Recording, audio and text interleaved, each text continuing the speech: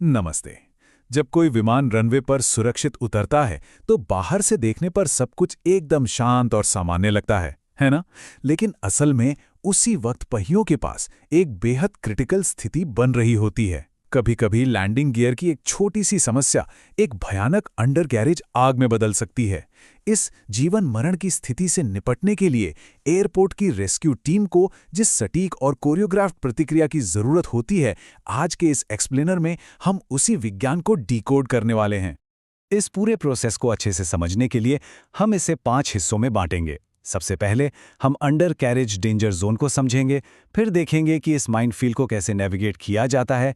उसके बाद हम फायर फाइटिंग शस्त्रागार, स्टेप बाय स्टेप अटैक और अंत में इस पूरे टीम वर्क पर एक नजर डालेंगे। तो चलिए बिना देरी किए शुरू करते हैं हमारे पहले हिस्से से, अंडर कैरेज डेंजर जोन। देखिए, विडंबना यह है कि जो मशीनरी विमान को सुरक्षित रूप से जमीन पर उतारने के लिए डिजाइन की गई है, यानी लैंडिंग गियर, वही अचानक एक बहुत बड़े खतरे का स्रोत बन सकती है। सोचिए, एक भारी भरकम विमान जब तेज गति से रनवे को छूता है तो पहियों में भयंकर घर्षण पैदा होता है। वहां उच्च दबाव वाले हाइड्रोलिक्स हैं, विशालकाय ब्रेक्स हैं और जाहिर है ईंधन भी है। ये सब मिलकर इस हिस्से को एक सक्रिय ज्वालामुखी जैसा बना देते हैं, जहां एक छोटी सी भी चिंगारी तबाही ला सकती है। और ये आग लगती कैसे है? इसके पीछे कई अदृश्य कारण छिपे होते हैं। हो सकता है ब्रेक हद से ज्यादा गर्म हो गए हो, या फिर किसी हाइड्रोलिक तेल का रिसाव हो रहा हो। टायर का फटना, बेरिंग का फेल होना या एक बहुत ही हार्ड लैंडिंग भी इसका कारण बन सकती है। कंट्रोल रूम को इन खतरों की पहचान बहुत ही कम समय में करनी होती है। जैसे ही पहियों से निकलता धुआं या जलने की गंध आती है, टीम को तुरंत एक्शन में आना पड़ता है। अब आते हैं हमारे दूसरे हिस्से पर, माइनफील्ड को नेविगेट करना, क्योंकि जब बचाव टीम पहुंचती है तो उनके सामने खतरे ही खतरे होते हैं। और यहां एक बहुत ही हैरान कर देने वाला फैक्ट सामने आता है, 45 डिग्री। क्या आपने कभी सोचा है कि फायर फाइटर सीधे टायर के सामने क्यों नहीं जाते? क्योंकि एक अत्यधिक गर्म विमान का टायर सचमुच एक टाइम बम की तरह बर्ताव करता है। दबाव इतना ज्यादा होता है कि इसमें किसी भी समय एक भयानक विस्फोट हो सकता है।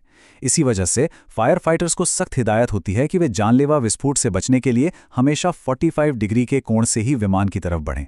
सामने या पीछे खड़ा होना लिटरली मौत को दावत देना है। मतलब टीम बस ऐसी आंख बंद करके आग में नहीं कूद सकती। पूरा का पूरा एरिया एक माइनफील्ड है। उन्हें टायर के विस्फोटक दबाव, बेहद ज्वलनशील हाइड्रोलिक फ्लूइड और चालू इंजन से निकलने वाले जानलेवा जेट ब्लास्ट का भी सामना करना पड़ता है। ऊपर से जो जहरीला धुआं निकलता है, उसके लिए ब्रीदिंग गियर पहनना बहुत जरूरी है। और इन सब के बीच सबसे अहम काम होता है यात्रियों को बाहर निकालने वाली इमरजेंसी स्लाइड्स को आग की लपटों से सुरक्षित रखना। यहीं से हमारा तीसरा हिस्सा शुरू होता है, फायर फाइटिंग आर्सेनल। ये इस पूरी प्रक्रिया का सबसे वैज्ञानिक और क्रिटिकल हिस्सा है। देखिए, आग बुझाना सिर्फ जो मिला वो फेंक देने का नाम नहीं है। ये एक बहुत ही सटीक और सामरिक निर्णय है। किस केमिकल या एजेंट का इस्तेमाल करना है, ये इस बात पर निर्भर करता है कि आग किस प्रकार की है, वहां भौतिक खतरे क्या हैं और बचाव टीम का अंतिम लक्ष्य क्या है। आप इसे एक तरह से केमिस्ट्री का सावधानीपूर्वक उपयोग मान सकते हैं। अगर हम इनके हथियारों की बात करें तो 4 मुख्य एजेंट होते हैं। पहला है डीसीपी, यानी ड्राई केमिकल पाउडर। यह आग को तुरंत शांत करने में बहुत तेज है, लेकिन इसका एक नुकसान यह है कि यह धुंध फैला देता है, जिससे देखना मुश्किल हो जाता है। दूसरा है फोम, जिसका इस्तेमाल ईंधन वाली आग पर एक सुरक्षित चादर बिछाने के लिए किया जाता है। तीसरा है पानी, जो तापमान कम करने के लिए बेस्ट है, लेकिन इसे बहुत सोच समझकर इस्तेमाल करना पड़ता है। और चौथा है CO2, जो बंद जगहों में बिजली की आग के लिए होता है, क्योंकि खुली जगह में यह हवा के साथ उड़ जाता है। इस बात को थोड़ा और गहराई से समझते हैं। यहाँ फोम और पानी के बीच का अंतर समझना बहुत जरूरी है। फोम का मुख्य काम एक स्थायी ब्लैंकेट या चादर बनाना है। जब ईंधन जमीन पर फैल जाता है तो फोम उसके ऊपर एक परत बना देता है ताकि आग दोबारा न भड़के। इसके ठीक विपरीत पानी का उपयोग केवल आसपास के ढांचे को ठंडा करने के लिए होता है। अगर आपने गलती से भी सीधे अत्यधिक गर्म ब्रेक पर पानी की बौछार कर दी तो एक भयंकर थर्मल शॉक पैदा होगा। अचानक ठंडे होने से धातु फट सकती है और टायर में एक ऐसा विस्फोट हो सकता है जो पूरी रेस्क्यू ऑपरेशन को बर्बाद कर दे। बिल्कुल इसी तरह ड्राई केमिकल पाउडर और कार्बन डाइऑक्साइड का भी अपना अलग अलग रोल है। डीसीपी का इस्तेमाल तब होता है जब आपको एक रैपिड नॉकडाउन चाहिए, जैसे कोई उच्च दबाव वाली हाइड्रोलिक आग हो, तो डीसीपी तुरंत उन लपटों को बुझा देता है। वहीं दूसरी ओर कार्बन डाइऑक्साइड का इस्तेमाल बाहर रनवे पर करना एकदम बेकार है। इसे केवल विमान के अंदर या सीमित जगहों पर बिजली की आग के लिए बचाकर रखा जाता है। अब जब हमें हथियारों के बारे में पता है तो बढ़ते हैं चौथे हिस्से की तरफ, स्टेप बाय स्टेप अटैक। देखते हैं ये टीम असल में काम कैसे करती है। ये पूरी प्रक्रिया किसी मिलिट्री ऑपरेशन से कम नहीं है। ये 6 चरणों वाला एक बहुत ही सख्त प्रोटोकॉल है।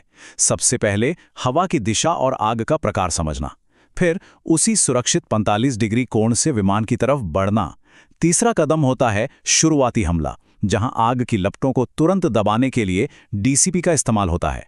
एक बार लपटें कम हो गईं तो चौथा कदम है सावधानी से पानी छिड़ककर तापमान कम करना। पांचवा, फोम की चादर बिछाना ताकि आग फिर से न उठे। और अंत में किसी भी बचे हुए रिसाव या डैमेज की बारीकी से जांच करना। लेकिन हम सभी जानते हैं, असल जिंदगी में चीजें हमेशा प्लान के हिसाब से नहीं चलती। टीम को विशेष परिस्थितियों के लिए तैयार रहना पड़ता है। अगर टायर जल रहे हैं तो बहुत दूर से पहले डीसीपी का उपयोग करना होता है। हाइड्रोलिक्स की आग में फोम और डीसीपी दोनों का एक साथ हमला करना पड़ता है। और अगर ब्रेक अत्यधिक गर्म हो गए हैं तो नंगी आंखों से खतरा नहीं दिखता। वहां उन्हें थर्मल इमेजिंग कैमरों का इस्तेमाल करना पड़ता है ताकि धातु के अंदर छिपी भीषण गर्मी का पता लगाया जा सके।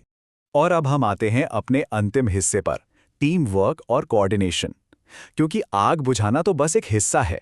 इस पूरी इमरजेंसी के दौरान बैकग्राउंड में संचार का एक बहुत बड़ा और जटिल जाल काम कर रहा होता है। एयर ट्रैफिक कंट्रोल, विमान के पायलट, मेडिकल टीम, एयरपोर्ट की सुरक्षा और ग्राउंड स्टाफ, सभी लोग एक ही वक्त पर आपस में बात कर रहे होते हैं। एक तरफ फायर फाइटर्स खतरे को काबू कर रहे होते हैं और दूसरी तरफ बाकी टीमें यात्रियों को सुरक्षित बाहर निकालने में लगी रहती हैं। यहाँ समन्वय में 1 सेकंड की भी देरी बहुत भारी पड़ सकती है। अंत में हम बस इतना कह सकते हैं कि एक विमान के अंडर कैरेज में आग लगना लिटरली एक बहुत ही संवेदनशील और जोखिम भरा क्षण होता है। जीवन और संपत्ति की रक्षा के लिए ये पूरा ऑपरेशन बचाव टीमों के उचित प्रशिक्षण, उनके अनुशासन और स्टैंडर्ड ऑपरेटिंग प्रोसीजर के बिल्कुल सख्त पालन पर ही टिका होता है। ये सच में उनके जज्बे और सटीकता का प्रमाण है। तो अगली बार जब आप किसी रनवे पर विमान को सुरक्षित लैंड करते हुए देखें तो एक पल के लिए जरूर सोचिएगा कि पर्दे के पीछे हमारी नजरों से दूर कितने सारे प्रोटोकॉल्स और कितनी सारी प्रशिक्षित टीमें उस एक सुरक्षित लैंडिंग के लिए बिल्कुल सही तरीके से काम कर रही हैं। विमानन सुरक्षा का ये अदृश्य विज्ञान सच में अद्भुत है ना? इस चर्चा में हमारे साथ जुड़ने के लिए आपका बहुत बहुत धन्यवाद।